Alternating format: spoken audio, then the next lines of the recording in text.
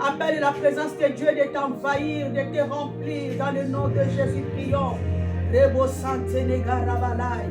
Inde Rebo Shababalaya Bakota. Yemama Marobo Sayabanana Boshime. Alléluia. Merci Jésus. Seigneur, nous te disons merci pour ta grâce au milieu de nous. Nous te dédions ce moment, ô Dieu. Parle-nous, Seigneur, guide-nous, ô Dieu, dans le nom de Jésus. Que ta parole, ô Dieu, soit accompagnée, ô Dieu, ô éternel, ô Dieu de gloire, par ta présence. Que ta vie, ô Dieu, nous soit communiquée ce matin au travers de ta parole, ô Dieu. Bénis ces instants, ô Dieu.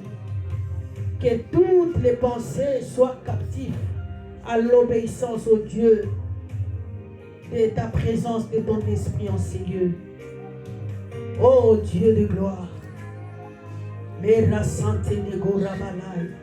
bénis ces instants au nom de Jésus. Nous disons Amen. Gloire à Dieu. Que le nom de Jésus soit loué. Que le Seigneur te bénisse d'être là ce matin. Tu es dans la présence de Dieu. Tu es dans la maison de Dieu.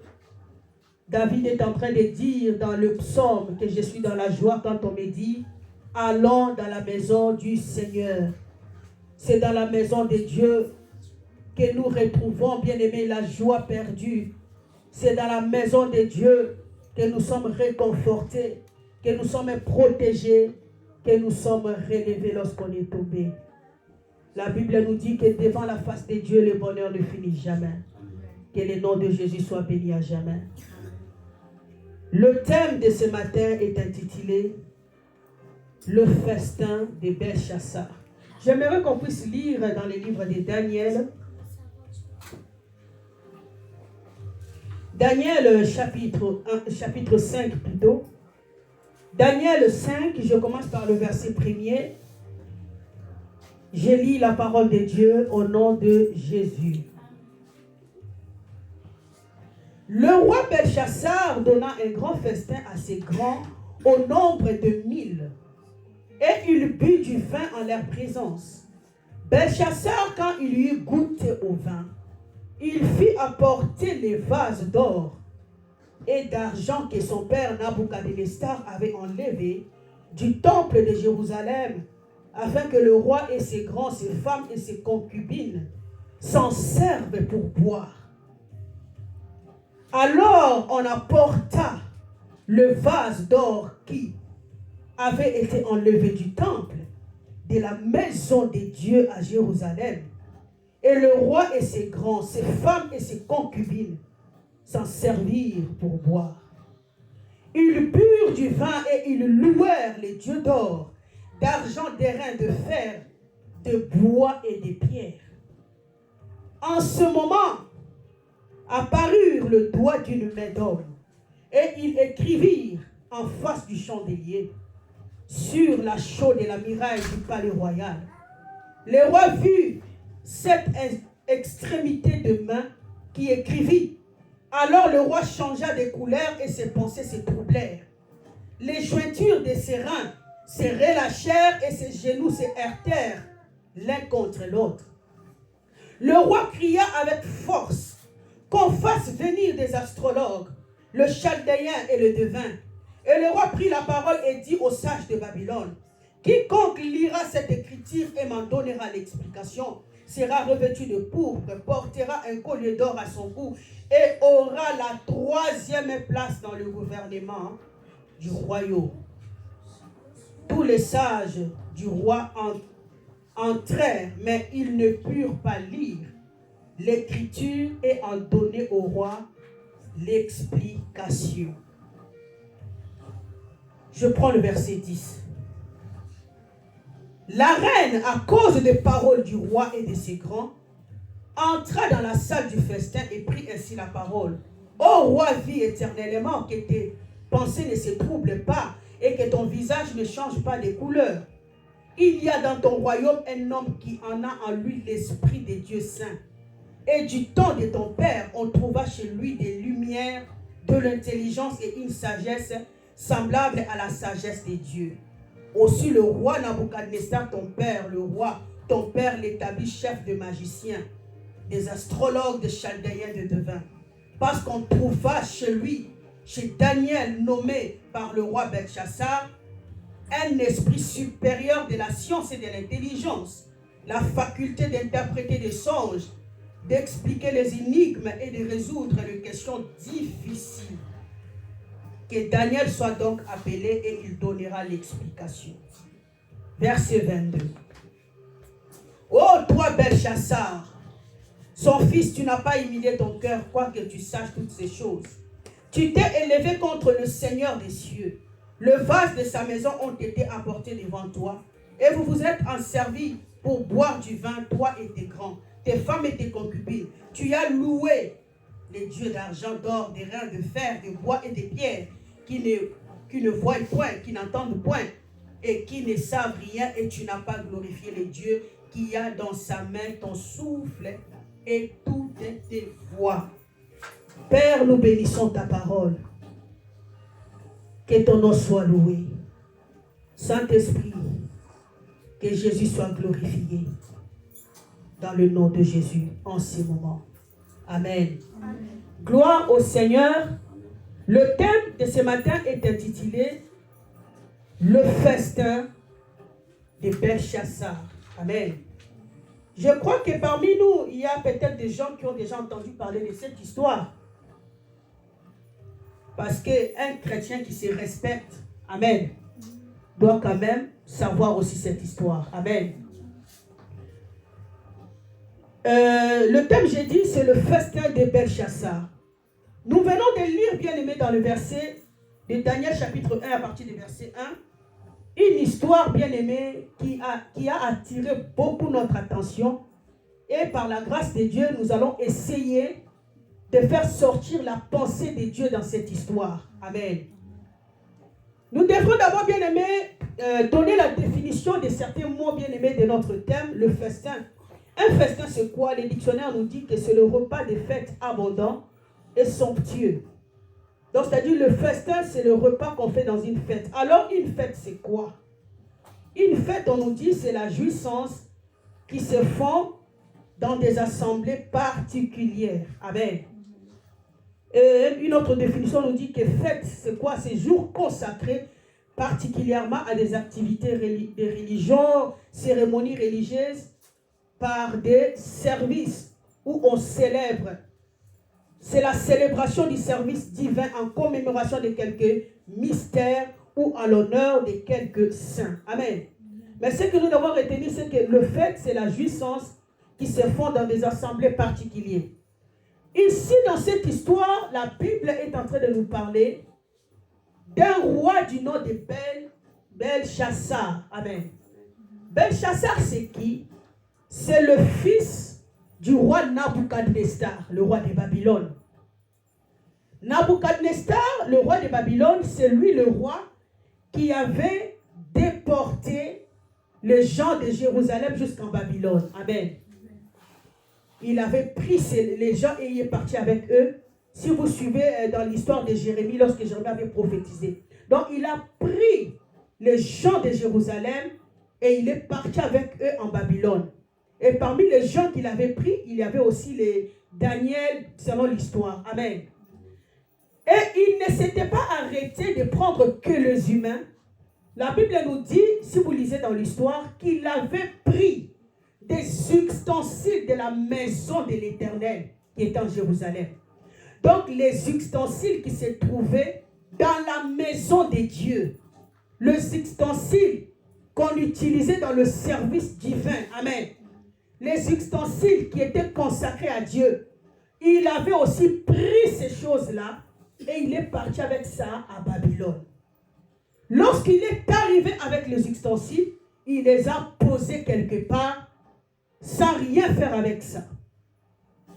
Après le roi Nabuchodonosor, son fils Belchassar, là où on a commencé notre lecture, la Bible nous dit, le roi Belchassar a organisé un grand festin. Amen, bien-aimé. Et il a organisé ces festins assez grands au nombre de 1000.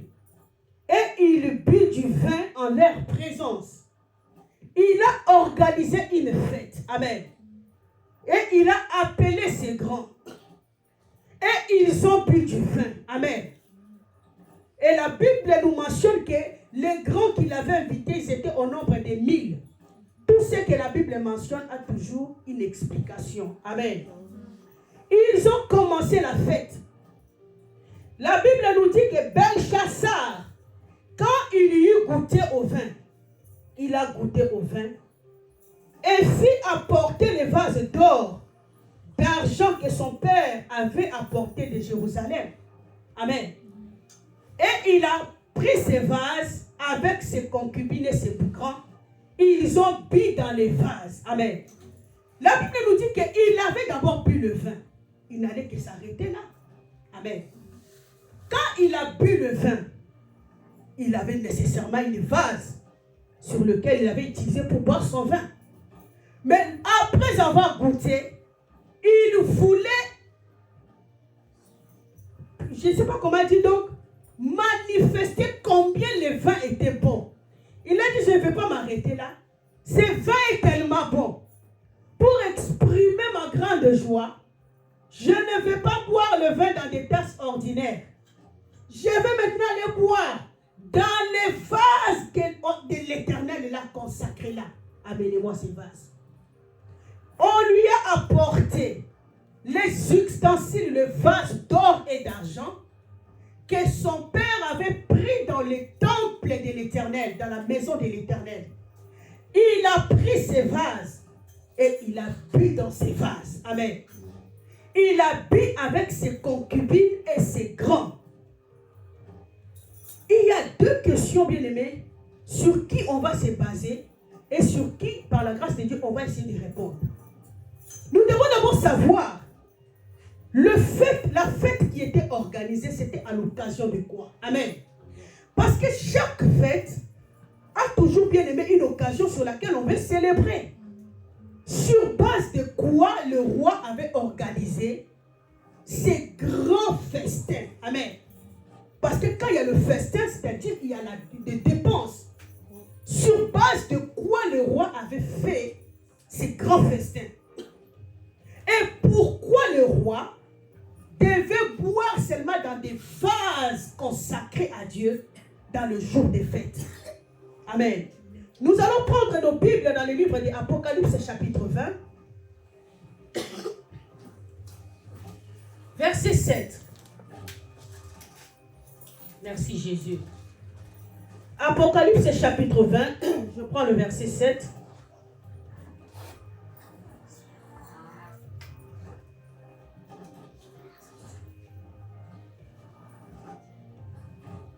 Merci Jésus.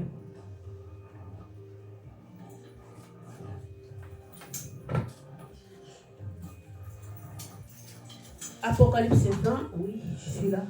Verset 7, j'ai lu au nom de Jésus. Quand le 1000 ans seront accomplis, Satan sera relâché de sa prison. Verset 8. Et il sortira pour séduire les nations qui sont aux quatre coins de la terre, Gog et Magog, afin de les rassembler pour la guerre. Leur nombre est comme le sable de la mer. Dans ces versets, on est en train de nous parler des choses qui arriveront. Amen. La Bible nous dit, ça c'est l'eschatologie, quand Christ viendra, il régnera 1000 ans sur la terre. Et pendant les 1000 ans qu'il régnera, le diable sera emprisonné. Amen. Pendant 1000 ans. Et lorsque les 1000 ans finiront, il sera relâché pour séduire, et il y aura la guerre qu'on appelle Gog et Magog. Amen. Il y aura une guerre. Et dans le verset de Belchassar, nous sommes en train de voir qu'il est en train de célébrer un grand festin devant ces grands, et ils étaient au nombre de 1000. Amen. Ici, dans la révélation, nous devons savoir que le 1000, bien aimé, c'est juste l'image d'une période. Amen. Donc, le festin qu'ils étaient en train de célébrer, c'est-à-dire qu'ils célébraient l'œuvre que le diable fera. Amen. Ils célèbrent le relâchement qu'aura le diable et comment il séduira le monde. Amen. En d'autres termes, ils sont en train de célébrer la fête à Satan. Ils sont en train de louer Satan parce que si vous lisez, vous verrez qu'après avoir bu du vin, ils louèrent les dieux d'or, d'argent, de bois et de terre. Amen. Donc ils sont en train de célébrer la victoire de leur maître. Parce que les gens du ténèbre, bien aimés, ils marchent avec un mensonge qu'on leur a inculqué, que Satan ne peut pas échouer. Amen. Que le diable ne peut pas être vaincu. Pour eux, ils voient que leur maître est fort. Amen. Que même devant la guerre, il ne peut pas échouer. Donc, quand Belchassar est en train de célébrer, il est en train de célébrer le pouvoir de Satan. Il célèbre l'œuvre de l'ennemi. Amen. Il est en train de célébrer ce que le diable fait. Je suis venu dire à quelqu'un ce matin, la fête qu'organisent les agents du ténèbre, ils sont en train de célébrer le mal qu'ils te font. Ils sont en train de célébrer tes plaies. Ils célèbrent ta maladie. Ils célèbrent la puissance, la main forte qu'a le diable de foi sur la vie des enfants de Dieu. Amen. Il était en train de célébrer. En d'autres termes, il célébrait l'œuvre de l'ennemi. Est-ce que quelqu'un comprend? Amen. Ils célébraient. Et ils ont loué. En d'autres termes, nous verrons dans le jeu spirituel que ce n'était pas une fête, mais c'était un culte. Est-ce que quelqu'un comprend? C'était un culte qui s'est passé là.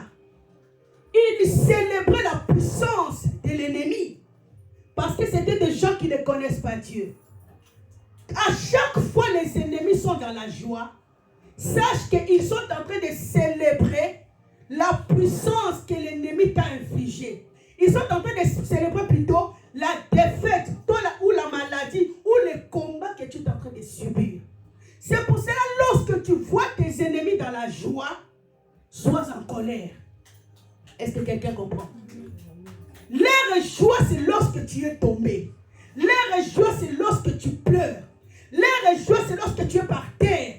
Et plus tu es par terre, plus ils célèbrent leur maître pour ce qu'il a fait dans ta vie.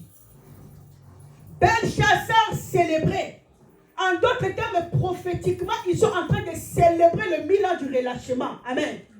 Ils célèbrent et ils sont sûrs qu'ils vont gagner cette bataille. Parce que la bataille de Gog et Magog, ça sera une bataille que le monde n'a jamais connue. Amen. Est-ce que quelqu'un comprend? Quand ton ennemi est dans la joie, sache que il y a un ça ne va pas dans ta vie. Ils t'ont fait sûrement quelque chose. C'est pour cela qu'ils sont dans la joie. La joie d'un ennemi doit être une alerte pour toi de te lever dans la prière. Est-ce que quelqu'un comprend? Leur joie se base sur ta souffrance. Leur joie se base sur ta défaite. Et le roi célébrait. Amen. Tellement qu'il a bu le vin, il a dit non, pour que ma joie soit complète, je dois désacraliser ce qui est sacré. Est-ce que quelqu'un comprend? Je dois profaner ce qui est sacré. Bien-aimé dans le Seigneur, il est parti toucher au vase qui était consacré à Dieu. Par là, j'ouvre une parenthèse pour dire, ce qui est consacré à Dieu est à Dieu. Amen. Amen.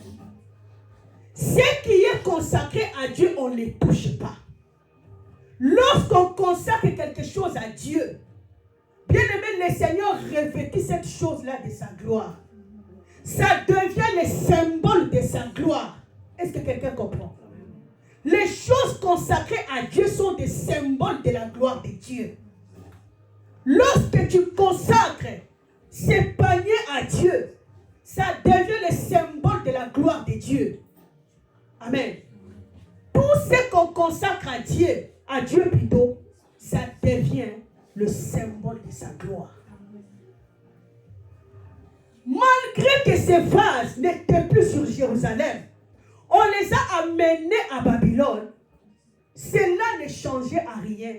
C'était toujours les vases consacrés à Dieu. Est-ce que quelqu'un comprend?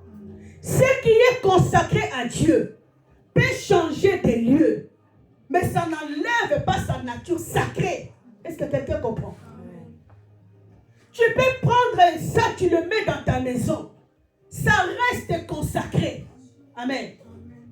La Bible nous parle de l'arche de l'Éternel qui était dans la maison d'Obed-Édom. C'était l'arche de l'Éternel. Peu importe le changement du lieu, ça reste la chose de l'Éternel. Beaucoup de gens bien-aimés sont frappés par des malédictions parce qu'ils sacralisent plutôt ce qui a été sacré. Même ici à l'église, tu ne peux pas venir s'asseoir n'importe comment. Amen. Le jour où on avait prié, on a dit que ça c'est le lieu du culte. L'Éternel s'est emparé, ça devient son endroit. Amen. Les jours où on quittera ces lieux, on dit Seigneur, on n'est plus ici, on va ailleurs. Ces lieux, donc c'est que le sacré quitte. Amen. Aussi longtemps que c'est sacré, fais attention. Amen. Moi, je peux vous donner un témoignage. Un jour, j'ai acheté une fleur que j'aimais beaucoup. Amen. J'ai pris cette fleur, je l'ai posée sur la table à côté de la télé. Le pasteur, comme il fait ses lives, il a dit, oh, cette fleur, ça va bien décorer la salle. Il a pris ça, il a mis dans là où il fait ses lives. Et quand le live est fini, moi je lui ai dit, mais c'était la fleur du salon. Il a dit, non, ça reste ici. Amen. Et puis quand il est sorti, je suis parti pour prendre la fleur, afin de la ramener au salon. J'ai entendu comme si on a crié dans mes oreilles, n'y touche pas. Amen. Et maintenant là, j'ai toujours un problème. Dès que j'achète quelque chose, amen. Dès que je vois le pasteur le prendre, le mettre, c'est fini. Amen. Deux fois avant qu'il prenne ça, je lui dis, tu vas avec ça où? Oh, je vais mettre ça, tu dis, s'il te plaît, c'est pour le salon. Oh non. Ou ça, il laisse, mais s'il prend ça, je sais que c'est déjà sacré. Amen. Si toi tu vas, tu dis, bon, c'est moi qui avais acheté, tu oses, tu seras frappé des malédictions. Dieu, il reste saint. Beaucoup des enfants de Dieu, à force d'entrer dans la présence de prier, ils commencent à voir Dieu comme si on peut faire tout. Amen. Surtout la notion de la grâce. Amen. Les gens se permettent de faire de n'importe quoi en disant que nous sommes dans la grâce. Le Seigneur, Dieu reste Dieu. Et sa nature, c'est la sainteté. Amen. Ce qui est consacré à Dieu, il ne faut pas les toucher. Ou soit tu ne le consacres pas, mais dès que tu le consacres, ne les touche pas. Belchassar devrait savoir ça. Il était tellement poussé de l'orgueil, amen, par l'orgueil. Bien-aimé, il s'est dit, pour que ma joie soit complète, je dois désacraliser ce qui est sacré. Un enfant de Dieu, c'est un bien de Dieu. Amen. Un serviteur de Dieu, c'est un, je peux dire, c'est un bien de Dieu. Amen. Lorsqu'un homme de Dieu, Dieu l'appelle, il le consacre. Consacrer veut dire quoi? Sanctifier, c'est-à-dire mettre à part. Amen. Pour Dieu. Tout ce qui est mis à part pour Dieu, ça devient saint. Amen. On ne peut pas y toucher. Lorsque Anne a mis au monde Samuel, il l'avait déjà donné à Dieu. Elle ne pouvait pas s'hasarder de garder cet enfant à la maison. Elle allait le perdre. Amen. Dieu est jaloux avec tout ce qu'on lui consacre. Pourquoi? Parce que ça devient une partie de lui. Amen. Ça devient le symbole de sa gloire. il se manifeste par ça. Amen. Est-ce que quelqu'un comprend? Ça devient sacré. Ce roi devrait le savoir, mais il n'a pas pris bien aimé au sérieux les choses de Dieu. La Bible nous dit ceci. Il a pris le vin. Il avait d'abord goûté le vin. Le vin était bon. Il s'est dit, ok, comme le vin est tellement bon, je dois maintenant prendre les biens de Dieu, ce qu'on a consacré à Dieu, et je vais boire sur ça. Pourquoi il avait fait? Parce qu'il voulait se déshonorer Dieu. Amen. Donc il a pris, et bien aimé, c'est-à-dire tellement qu'il était orgueilleux, il s'est comparé à Dieu. En disant que ce que Dieu utilise, moi aussi je peux le faire, je peux aussi l'utiliser. Celui qui touche à ce qui est sacré, bien aimé, se compare à Dieu. Celui qui touche à ce qui est sacré, défie Dieu. Amen. Quand on touche à ce qui est sacré, c'est-à-dire on cherche celui qui est derrière ce qui est sacré. Est-ce que quelqu'un comprend? Amen. Celui qui touche à une femme d'un homme, ce n'est pas la femme qu'elle veut, c'est l'homme qu'il désire. Amen. Celui qui touche à ce qui est à toi, c'est toi qui le touches. Amen. Alors tout ce qui est à Dieu, si tu le touches, c'est à Dieu que tu touches.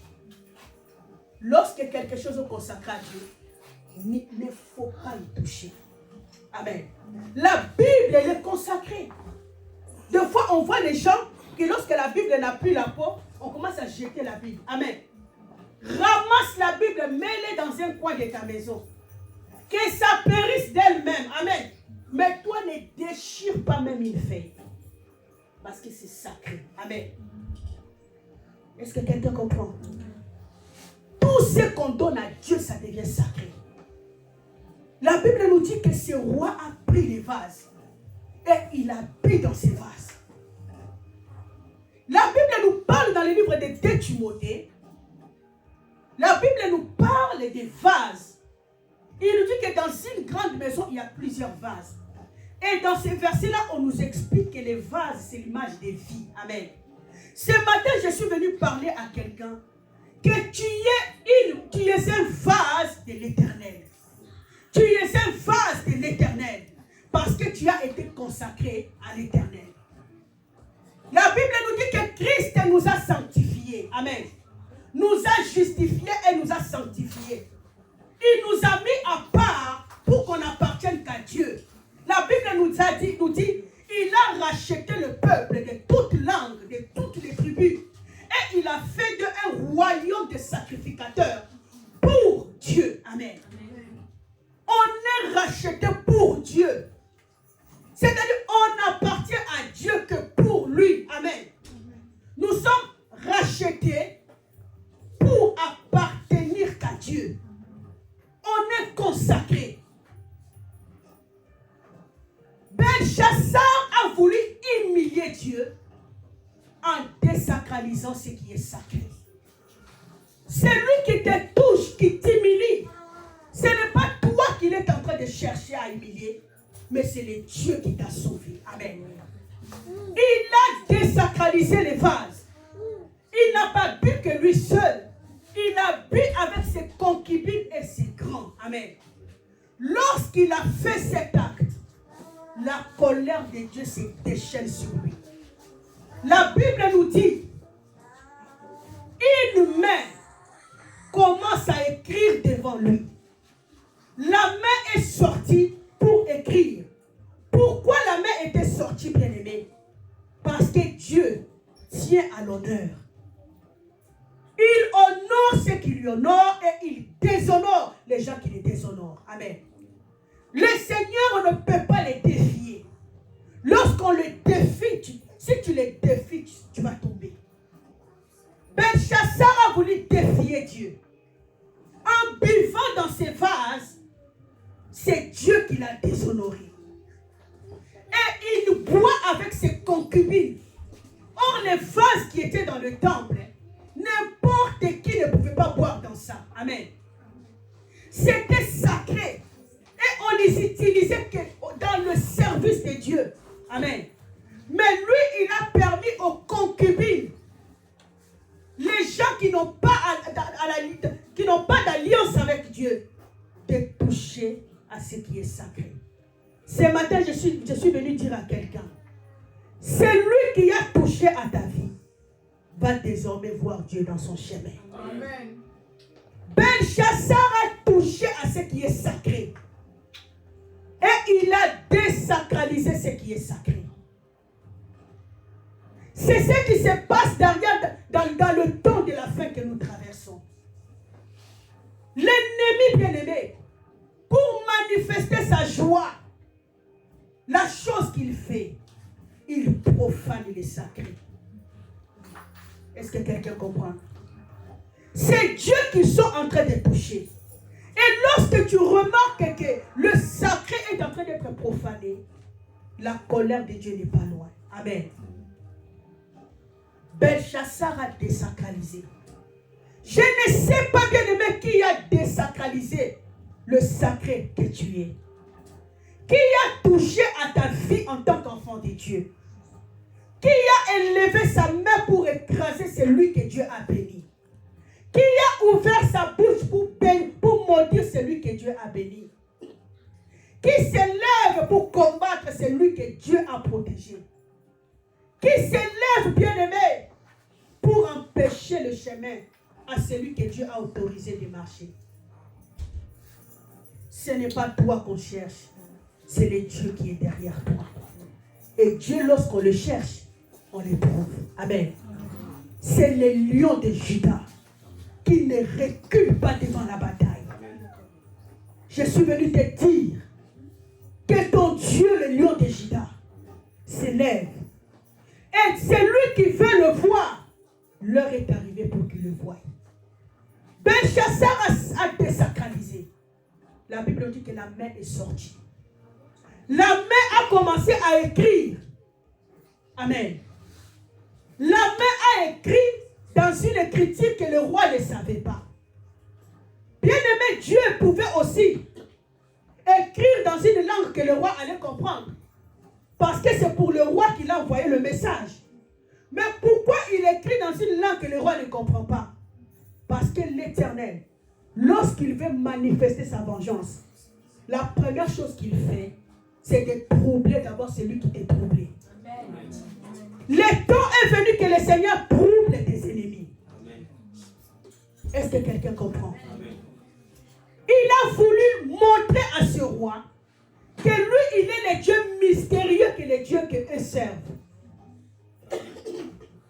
Amen, bien-aimé. Et la Bible nous dit, c'est la main qui écrivait.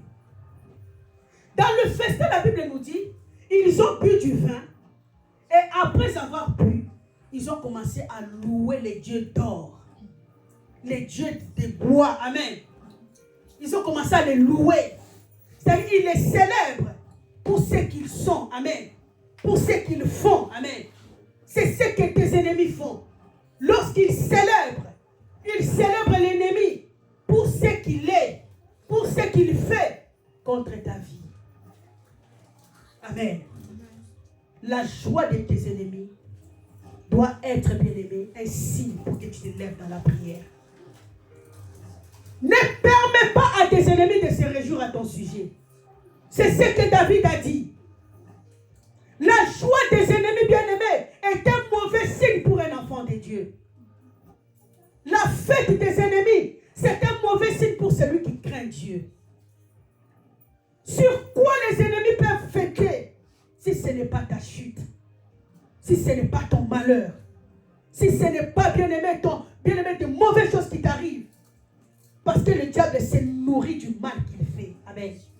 De la même manière, Jésus se nourrit de notre foi. Il se nourrit de bonnes choses. Le diable se nourrit du mal. Plus le mal, il y a beaucoup de mal, plus ils sont en train de devenir puissants. Amen. La Bible nous dit que la main est sortie. Cette main qui était sortie, c'est la main de Dieu qui est venue, bien-aimé, écrire. C'est-à-dire écrire un jugement contre Belchassar. Dieu, en tant que le véritable juge, il ne peut pas condamner quelqu'un sans pour autant se baser sur sur la loi qui le condamne. Amen. Dieu a mis une loi, a mis un décret pour qu'il se base sur ça et qu'il condamne Belchassar. Je suis venu te dire que la fin de tes ennemis est proche. Amen. La fin de Belchassar est proche. Amen. Je ne sais pas quel est le Belchassar de ta vie. Amen. Qui est celui-là pour être heureux, il doit te voir dans le malheur. Amen. Pour être heureux, il doit t'humilier. Pour être heureux, il doit te déshonorer. Pour être heureux, il doit te rabaisser. Même dans la vie, il y a des gens pareils. Amen. Lorsqu'il humilie les gens qui sont à ses côtés, il se sent bien. Amen. Sache que cette personne a un esprit démoniaque. Est-ce que quelqu'un comprend? Pour être heureux, que sa joie soit complète, il profane les sacrés. Il y a d'autres personnes, lorsqu'il dit des choses bizarres, abominables, il se moque des hommes de Dieu, il se sent dans la joie. Amen. Lorsqu'il se moque des rois de Dieu, il se moque de ceux qui craignent Dieu, il se sent dans la joie. Belchassar se moque de toi. Il se moque des promesses de Dieu sur ta vie. Il se moque de ton futur. Il dit que ça ne va pas se réaliser. Amen.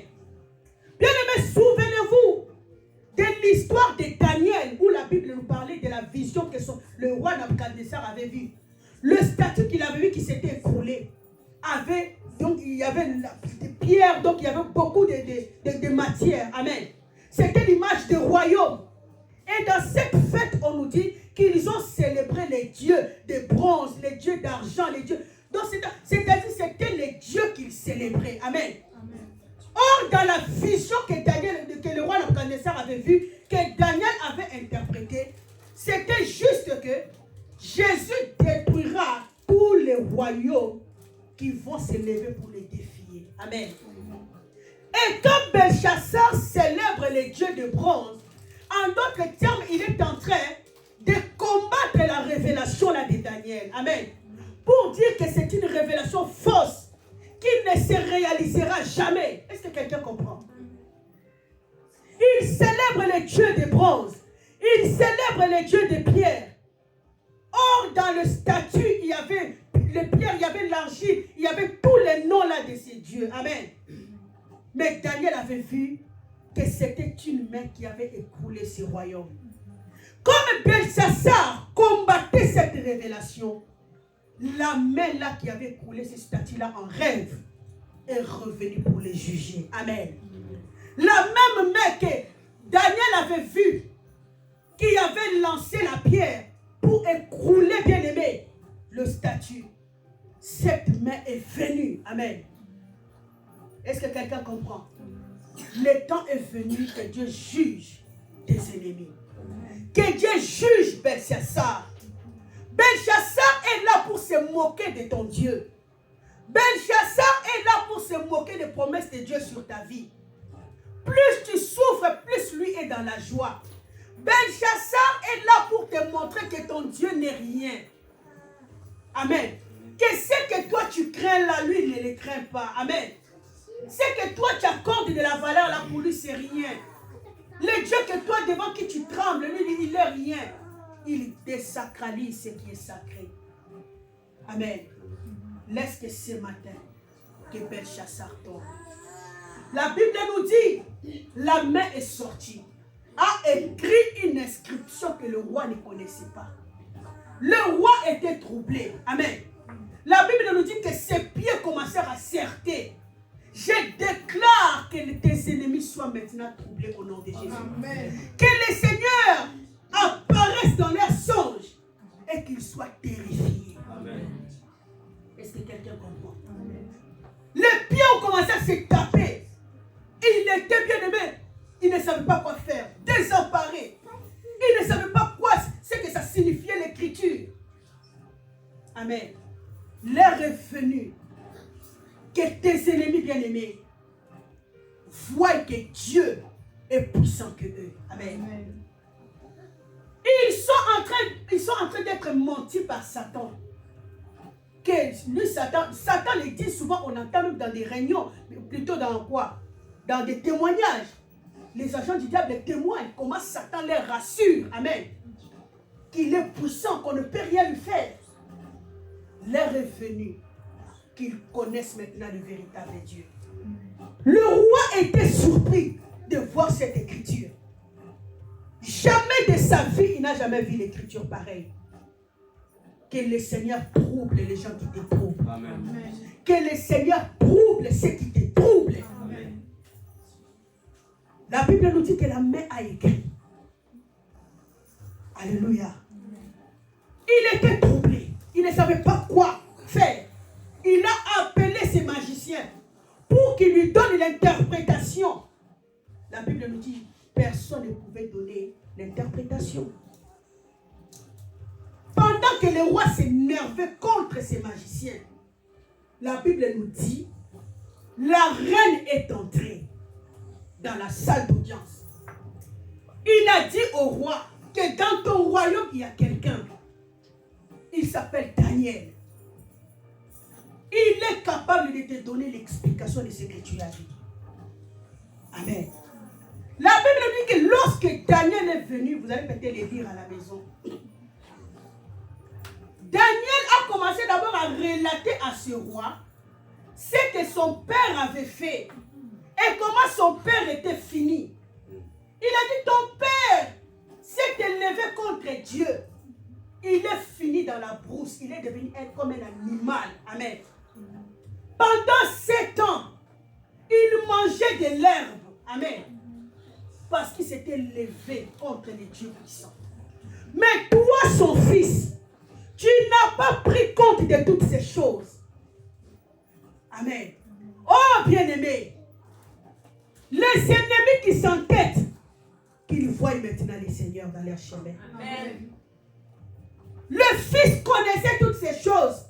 Comment son père était fini. Amen. Mais il a fait la sourde d'oreille. Ça c'est mon père, moi si je veux faire. Amen. L'Éternel, on ne le défie pas.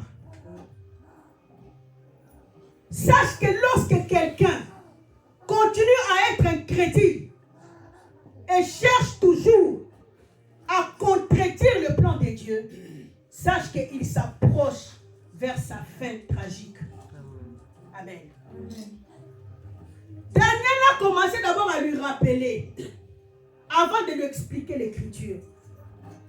Il a dit, tu étais censé faire attention. Amen. Tout ce que Dieu permet que tu vives, c'est pour que tu tires une leçon. Amen. Ton père est fini comme un animal dans la brousse. Lui qui était le roi que tout le monde craignait. Il est fini dans la brousse, il mangeait de l'herbe pendant 7 ans. Il dormait avec les animaux des champs. Quelle humiliation! Toi, son fils, tu as vu ces choses. Mais tu n'as pas pris cela à cœur. Amen. Tu n'as pas craint Dieu.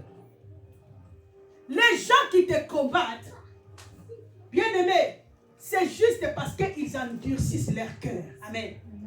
Mais sache que l'endurcissement de leur cœur les amène à leur perte totale. L'endurcissement du cœur de Pharaon, c'était pour sa perte totale. Est-ce que quelqu'un comprend? Tellement qu'il était orgueilleux, il s'est cru, bien aimé, marquer son temps, mais dans des bêtises.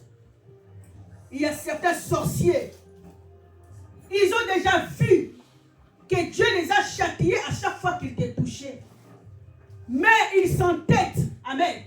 Il dit, on va continuer et on finira par le vaincre. Sache que plus ils sont têtus, plus ils attirent tout doucement leur destruction. Amen. Daniel a dit au roi Belchassar, tu n'as pas pris à cœur ces choses. Et tu as fait pareil avec ton père.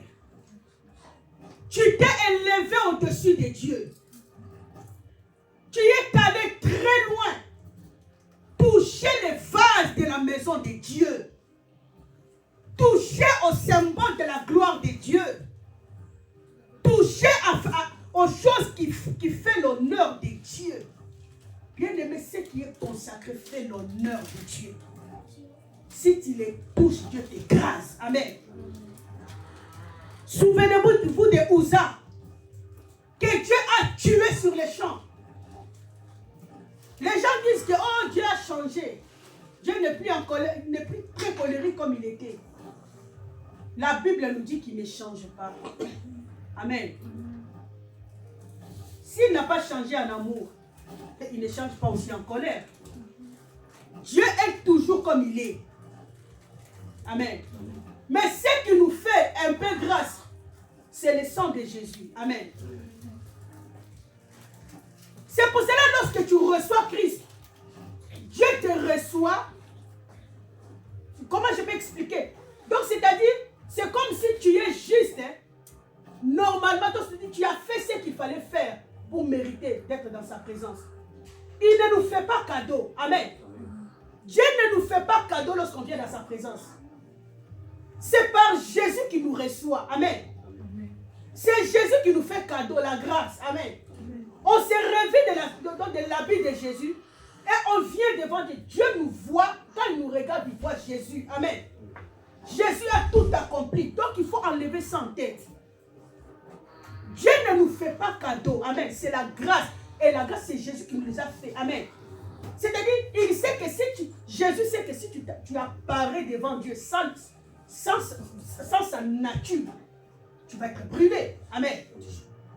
Il sait que si tu t'approches de Dieu sans sa couverture, il va te brûler. Dieu n'a pas changé, bien-aimé. Dieu n'a pas changé.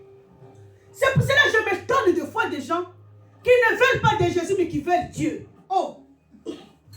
Mais Dieu va te tuer. Amen. Est-ce que quelqu'un comprend? Tout ce qui est de Dieu, c'est toujours excessif. Son amour est excessif. Amen. Sa colère aussi est excessive. Amen. C'est pour cela, c'est par Jésus qu'on s'approche de Dieu. Amen. Et quand Dieu te voit comme ça, il te voit pur. Amen. Parce que tu as porté la pureté de Christ. Jésus a payé pour que Dieu nous reçoive devant lui. Amen. Jésus a payé pour que Dieu nous écoute. Est-ce que quelqu'un comprend? Les gens disent que Dieu a changé. Il n'est plus comme il était. Hein? Les gens de l'ancien temps, ils brûlaient par le feu parce qu'il n'y avait pas la grâce. Jésus n'était pas là. Amen. Il n'y avait personne qui pouvait les couvrir devant la colère de Dieu. Il n'y avait personne qui pouvait les protéger devant la colère de Dieu. Amen. Mais Jésus nous protège. Amen. Lorsque tu reçois Christ, amen, Jésus devient ta couverture. Tu t'approches de Dieu, pas comme un cadeau comme ça. Amen. Mais pour Dieu, pour Dieu, il te voit que tu as tout accompli ce qu'il fallait pour que tu viennes devant lui. Est-ce que quelqu'un comprend? Oh, tu ne l'as pas accompli toi, mais Christ l'a accompli pour toi. Toi, tu fais juste quoi? Tu prends juste la grâce, tu portes. Amen. Quand tu viens, oh, Dieu te reçoit, entre. Et lorsque tu veux rejeter Jésus pour voir Dieu, tu ne le verras jamais. Amen. C'est pour cela que Jésus a dit, nul ne vient au Père que par moi. Continue à rejeter Jésus et cherche Dieu par toi-même, si tu le verras. Amen. C'est pour cela que beaucoup finiront en enfer en faisant trop de sacrifices. Amen. Je cherche Dieu. Tu vas le voir où? Personne ne peut s'approcher de Dieu. Amen. Il a bien dit à Moïse que personne ne peut me voir et vivre. Ah, moi je veux Dieu. Non, moi je veux Dieu. Je veux Dieu. Toi tu veux Dieu. Avec ton état d'impurité là. Avec ta vie sale là. Mais va te brûler. Est-ce que quelqu'un comprend? C'est pour cela, lorsque l'Église partira, le Saint-Esprit quittera la terre. Jésus prendra son Église. Il tourne les dos au monde. les gens verront la couleur de la face de Dieu.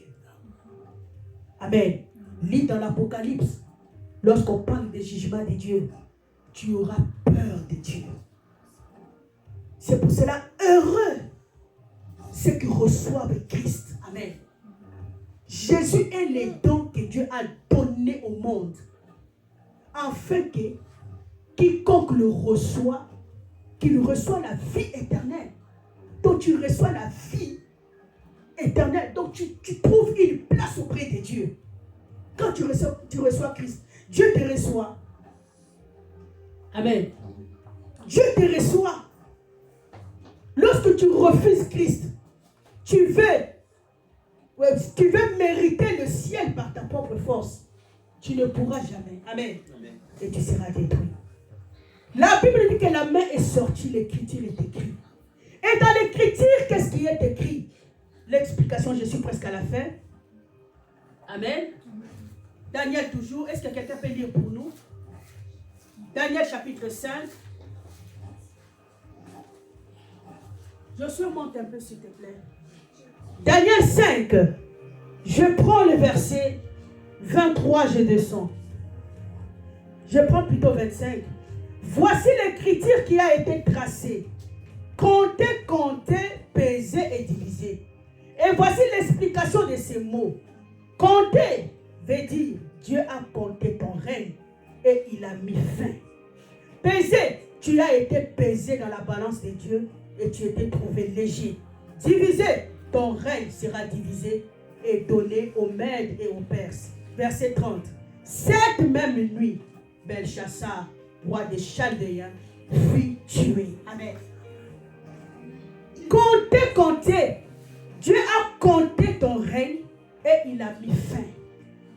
C'est-à-dire Dieu a mis fin à la jouissance de Belchassar. Amen. Je prie que Dieu mette fin à la jouissance de tes ennemis. Amen. Que Dieu mette fin à leur jouissance contre ta vie. Leur règne, c'est-à-dire ils ont régné dans le mal et Dieu met fin à leur règne. Que Dieu mette fin au règne de tes ennemis dans ta vie au nom de Jésus. Que Dieu mette fin au règne de la sorcellerie dans ta vie au nom de Jésus. Que Dieu mette fin au règne de l'occultisme dans ta famille au nom de Jésus. La Bible nous dit chaque chose à son temps. Le ténèbre ne régneront pas pour toujours. Je suis venu déclarer pour quelqu'un qui m'écoute ce matin que le temps de la lumière de Dieu vient de sonner dans ta vie. Le temps de la lumière vient de sonner dans ta famille. Là où les ténèbres avaient longtemps régné, Dieu vient mettre fin aux ténèbres. Que tes ennemis, que leur règne prenne fin aujourd'hui. Dans le nom de Jésus. Dans le nom de Jésus. Pourquoi Dieu a mis fin à son règne? Parce que dans son règne, il n'a rien fait de bon. Amen. Et Dieu a vu que c'est quelqu'un qui gaspille la vie sur la terre. Sa vie doit s'arrêter. Les sorciers, les marabouts, ce sont les gens qui gaspillent la vie sur la terre.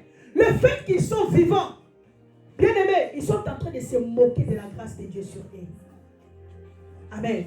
C'est l'image des gens qui occupent inutilement la terre. Ils ne font pas évoluer le monde, mais ils bloquent des vies. Amen. Ils combattent les destinées des gens pour que les gens n'aillent pas de l'avant. Les sorciers sont des gens dangereux qui amènent la pauvreté, la régression dans la vie des gens.